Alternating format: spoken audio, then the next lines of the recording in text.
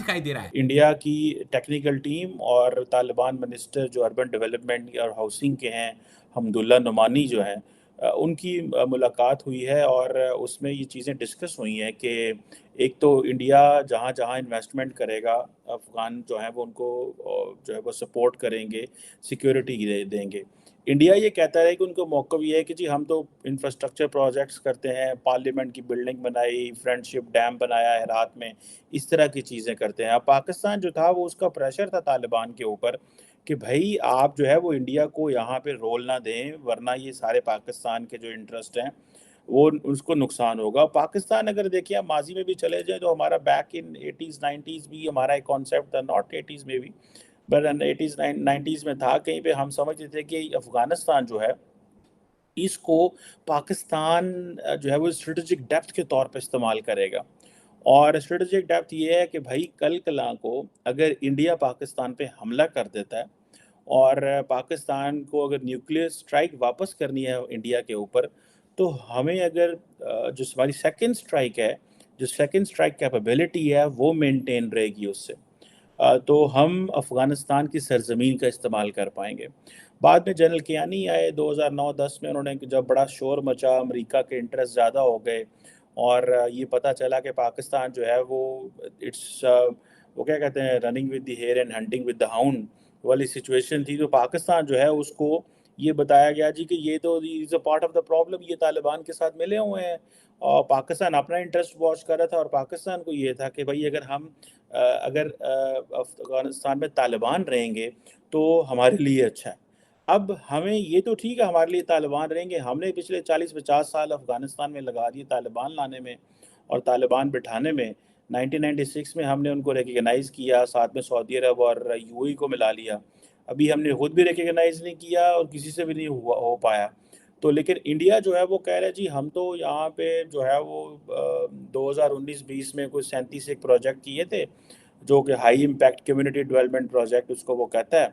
और साथ इंडियंस कहते हैं जी कि हमारे तो बड़े हिस्टोरिकल और सिविलाइजेशनल ताल्लुकात हैं अफ़गानिस्तान की अवाम के साथ और हम बड़ी देर से जो है वो ह्यूमैनिटेरियन असिस्टेंस पे काम कर रहे हैं। अब सऊदी इंडियंस को उसको तालिबान को एक सीधा-सीधा पता है कि भई पाकिस्तान के पास तो पैसे ही कोई नहीं है। जब पाकिस्तान के पास पैसा नहीं है तो इन्होंने हमें क्या देना है? सो वो ज़ाहिर बात है वो भागे-भागे इंडिया के पास गए, उन्होंने दरवाज़ा खटखटाया, इंडिया पहले ही तैयार बैठा हुआ था, India was waiting. India was basically waiting and watching, wait and see की अप्रोच थी। उन्होंने कहा तालिबान क्या करते हैं? अब तालिबान ने देखिए पिछले 1 साल में अपनी पोज़ीशन क्लियर कर ली है। उन्होंने अपनी पोज़ीशन ये क्लियर की है कि उन्होंने पाकिस्तान की बाड़ें उखाड़ते हैं, वहाँ रोज़ाना कोई ना कोई हमले कर देते हैं पाकिस्तान के ऊपर। पाकिस्तान का फ़ॉरेन ऑफ़िस कहता है कि जी हमने अफ़गान तालिबान से क्रॉस बॉर्डर टेररिज़्म के मसले उठाए हैं। हमने अपने मौलवी यहाँ से भेजे हैं जो कि तालिबान से मुज़ाकरात कर रहे हैं कि खुदा दा ना बंदे दे पुत्र बनो और हमारे साथ जो है वो बदतमीज़ी ये बंद करो जो और हमारी बात मानो जो हम तुम्हें कहते हैं।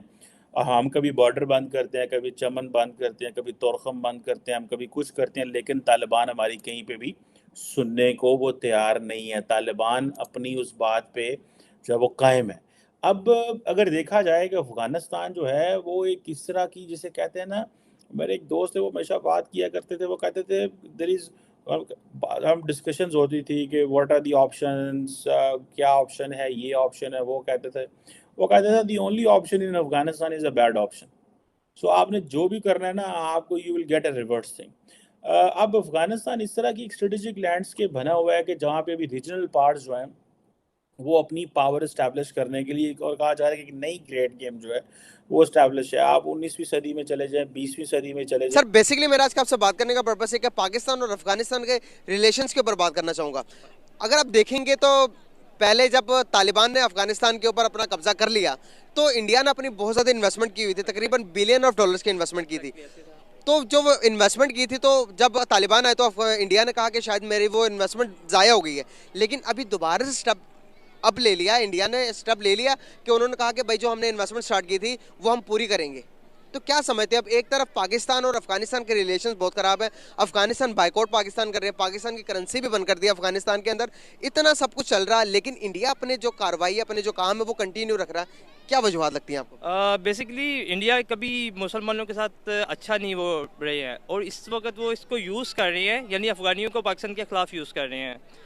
जिसकी वजह से वो इन्वेस्टमेंट वहाँ पे अपनी कर रहे हैं बहुत ज़्यादा, ताकि इनको एक डिग्रेड करें और पाकिस्तान को नीचा दिखाने के लिए वो हर मुमकिन कोशिश कर सकते हैं। वो हम सबको पता है कि जिस तरह वो कर सकते हैं। लेकिन अफ़गानिस्तान में इस वक्त जो हुकूमत पैदा हुई थी, जिस तरह वो बनी थी, दैट वो पाकिस्तान का रोल भी था उसके अंदर कि एक किस्म को उसने उसको बैक किया और वो लेके आए हैं वापस उसको। तो मे बी कि अंदर वाले जगह पे कुछ बेहतरी होने के चांसेस भी हैं, लेकिन ये है कि इस वक्त जो था इंडिया हर प्रोपेगेंडा में वो पाकिस्तान को खिलाफ करता है, जिसकी वजह से वो हिट करने की कोशिश करता है। तो आपने कहा, मैं आपकी इस बात से एग्री नहीं करता, आपको मैं मतलब कि बताना चाहूंगा कि मैं आपकी इस बात से एग्री क्यों नहीं करता। सर देखें क्या इंडिया स्ट्रॉन्ग है, मानते हैं इसको? एग्जैक्टली वो स्ट्रॉन्ग है तो वो साजिश करता है। एग्जैक्टली ऐसे ही हमें भी स्ट्रॉन्ग होना चाहिए ना, हम भी साजिश करें। हाँ डेफिनेटली।